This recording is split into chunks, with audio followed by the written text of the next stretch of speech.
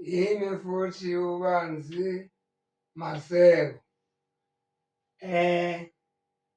Sesiyaqeda-ke manje ngale topic. Umthetho wokugcina wesi-5 uthi a to the power 0 is equal to 1. Hey, inzima ukuyimagina leyo. Kodwa manje le example izositshengisa. Ake senze sinje 2 to the power 4 divided by 2 to the power 4. Hayi lento le number iyafana nale. Mawudivide inumber by itself uthola u-1 angithi.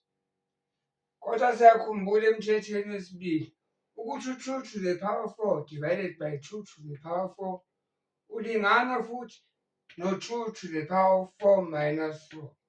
4 minus 4 u-0. Okusho lokho phela ukuthi 2 to the power 0 ulingana no-1. Sesiyabona-ke ngama-control zonke iy'namba nje to the power 0 i-answer u-1. Million to the power 0 is 1. Billion to the power 0 u-1 i-answer. Except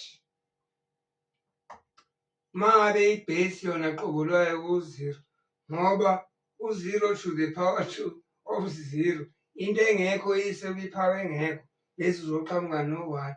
Impossible. Awukwazi uku-create something out of nothing. uNkulunkulu kuphela okwazi ukwenza la kwi-maths asikwazi ukwenza.